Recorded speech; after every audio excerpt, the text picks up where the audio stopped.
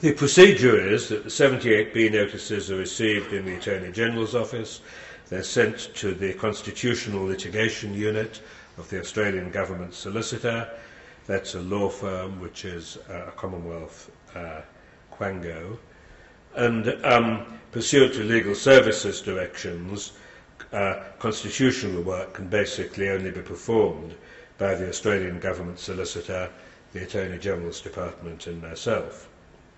Now, the Australian Government Solicitor's Office forms a view on whether to intervene and does a short report.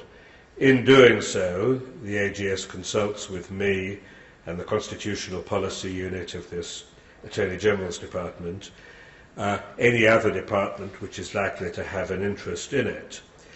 And if everyone agrees that there should be no intervention, it ends there and we don't intervene. It doesn't go to the Attorney General.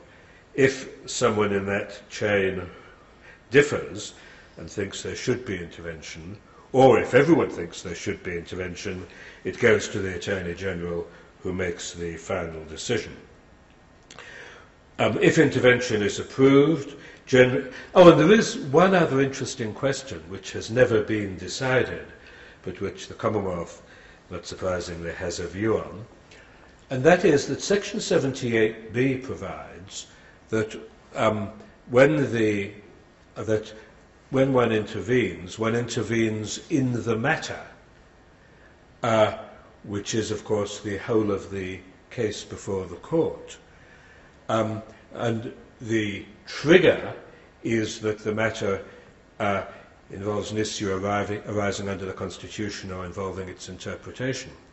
But if that trigger exists and the Commonwealth intervenes, the view is that it is entitled to intervene on all issues, so it can address the court on interpretation of a statute or any other question of law which arises in the case. That may one day be controversial, but to date it hasn't been challenged, and in fact it's been done on a few occasions without any real opposition from the High Court. It was done, for example, in McGill and McGill, which I mentioned earlier, where there was a very minor constitutional question, which I think in the end wasn't even argued, and there was a very important question of construction, which the Commonwealth wanted to be heard on.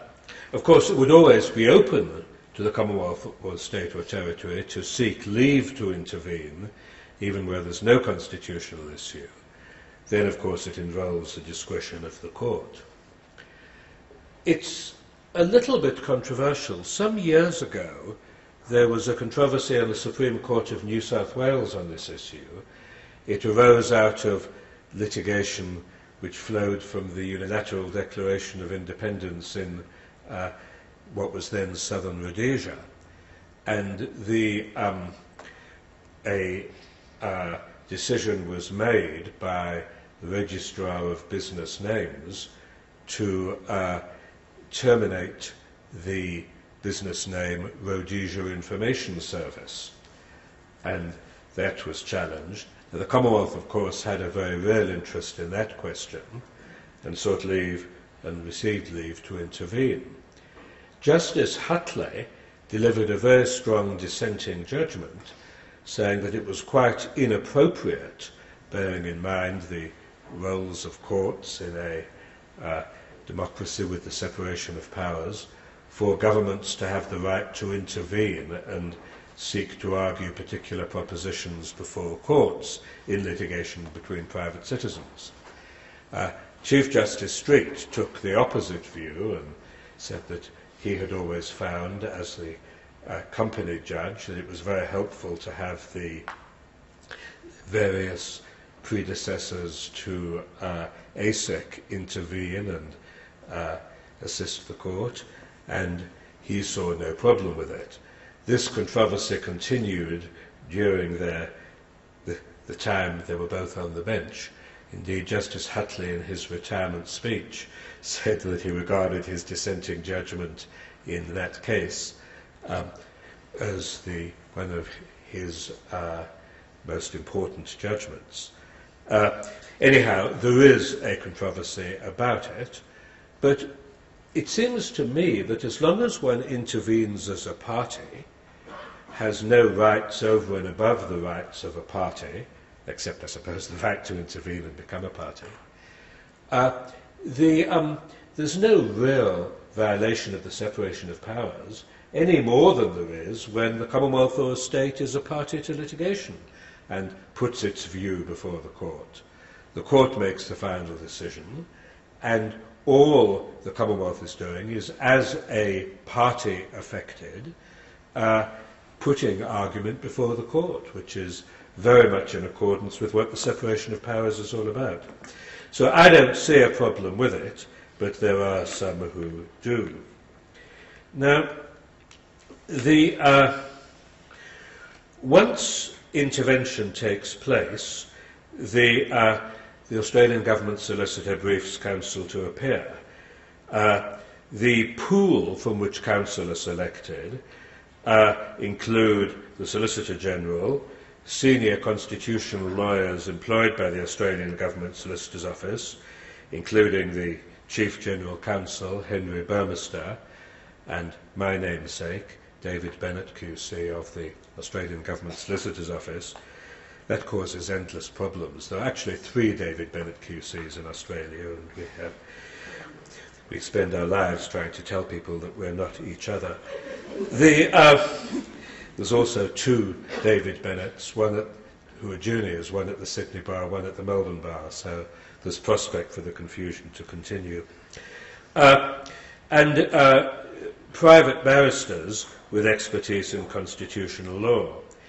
Generally, where the matters of sufficient importance to the Commonwealth, the Australian Government Solicitor briefs me, along with at least 1 junior barrister, and the Attorney General has issued guidelines on briefing the Solicitor General. Now, this method of doing it enables the experience and expertise of the public and private sector to be combined in what I think is a very efficient and effective manner. Both the AGS and the AGD employ outstanding constitutional lawyers, including in particular Henry and David, many of whom have careers advising and acting for the Commonwealth in relation to constitutional matters. This deep well of experience and expertise is invaluable to the Commonwealth in the conduct of constitutional cases. AGS and AGD lawyers and advisers generally have strong relationships with and the trust of the government and its departments. And, of course, they have long memories of cases won and lost in the past, and a good sense of the reasons why. But by involving private counsel, the Commonwealth can draw on the particular skills and attributes of the private bar. I should interrupt myself to tell you that there was a very desirable practice which the Commonwealth used to engage in, which unfortunately has ended. That was that in the old days, bankruptcy petitions, when undefended, were heard in long things that looked like motion lists, where you would have perhaps 20 or more in a day, and they were fairly straightforward. What one had to prove, if one appeared for the petitioning creditor, was a series of formal matters, a service of the bankruptcy notice, service of the bankruptcy petition, non-payment of the debt, and searches to show the person wasn't already bankrupt, and so on. And included in those requirements was, so all one had to do was stand up and read the affidavits. In those days one read affidavits to a court. Today one tends to summarise.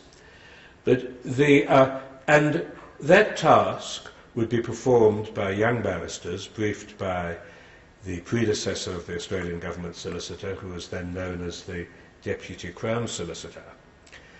Now, the practice the Commonwealth had was that every person who went to the bar was given one of these briefs.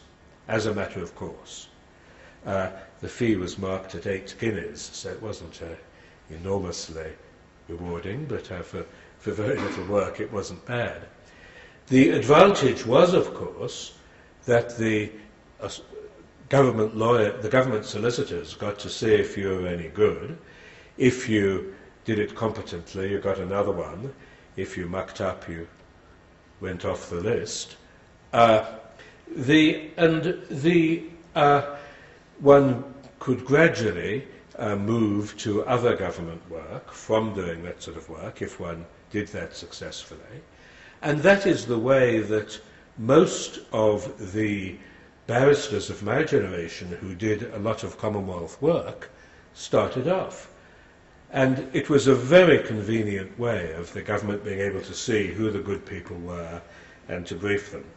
Unfortunately, now that undefended bankruptcies are done in a much more summary way by registrars, largely on paper, that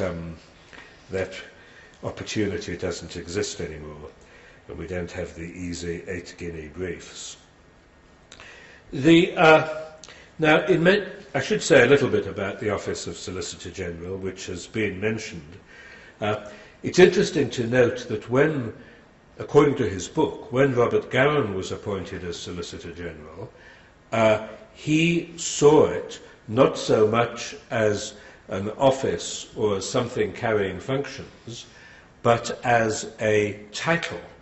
He saw it as some status or title he'd been given by the government as a reward for loyal and effective service as Secretary of the Department. There were 3 Solicitors General of that type, Sir Robert Gowan, Sir George Knowles and Sir Kenneth Bailey. And then in the 60s we changed to the new system, under which the Solicitor General was a barrister whose primary role was appearing for government.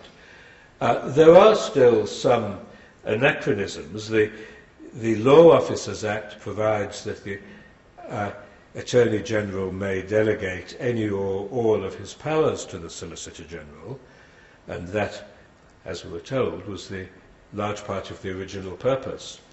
I can tell you that in the 10 years I've been Solicitor General, the Attorney General has delegated none of his powers to me. But the title is a bit confusing too. I spend my life telling people that I'm not a solicitor and I'm not a general.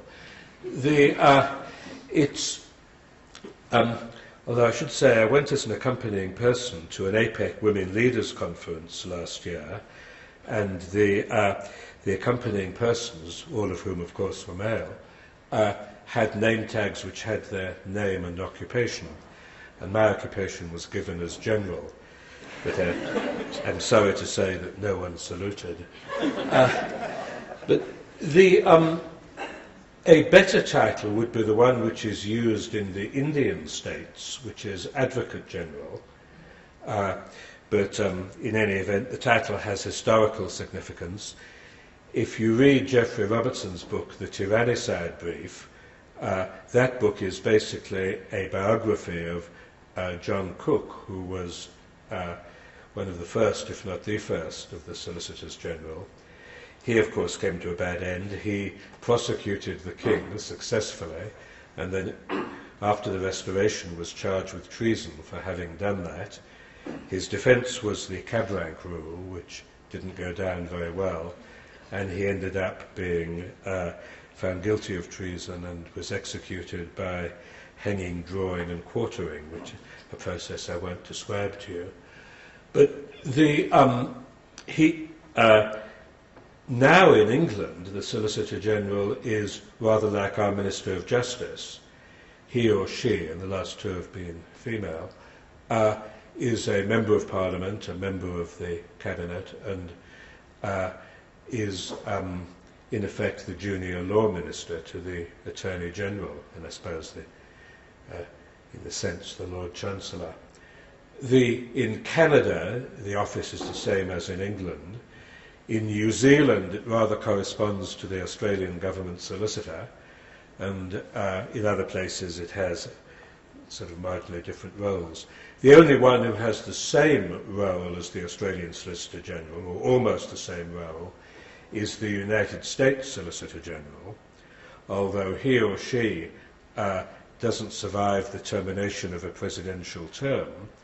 And also the United States Solicitor General has a large staff of lawyers, whereas the Australian Solicitor General has a staff consisting of one lawyer and one secretary.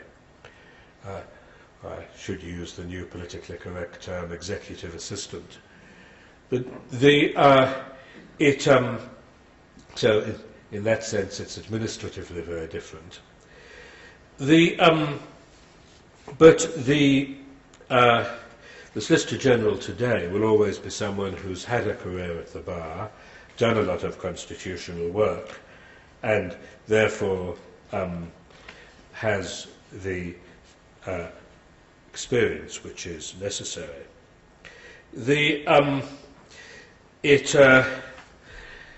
And of course, finally, there's the advantage of the Solicitor General appearing in almost all the major constitutional cases. He or she will normally have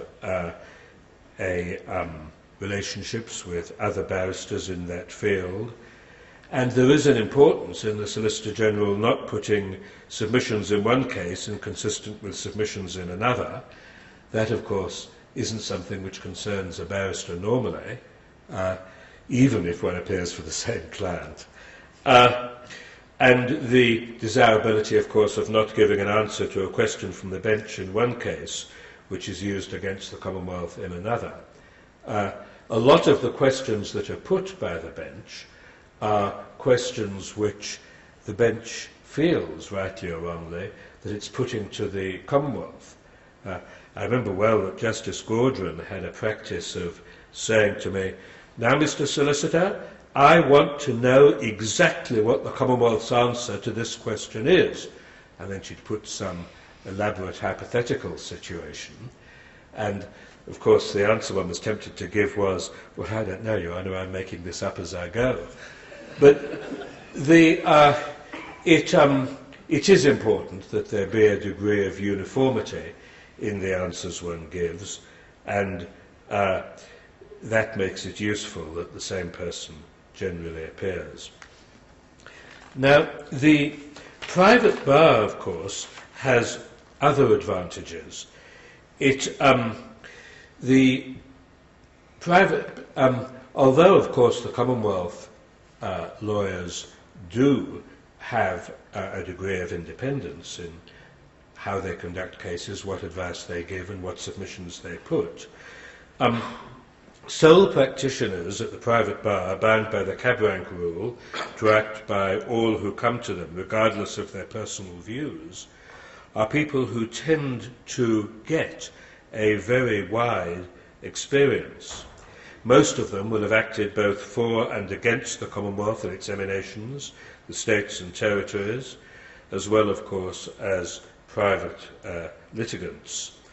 They'll have argued both for and against the validity of Commonwealth legislation. And a barrister who appears for all sides over time is generally better able to advise his or her client and would have a broader view of the law than a person who only appears on one side. That's why I think it's very important that the Commissioner of Taxation briefs barristers who appear both for and against the Commissioner in cases.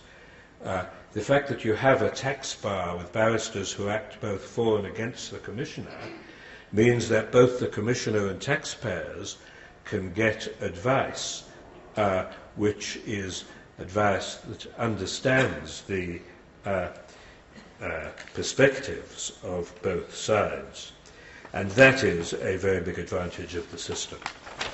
So that's the way it works. I know it's not fashionable today to give talks in which one says that something is working perfectly and that I have no criticisms of it.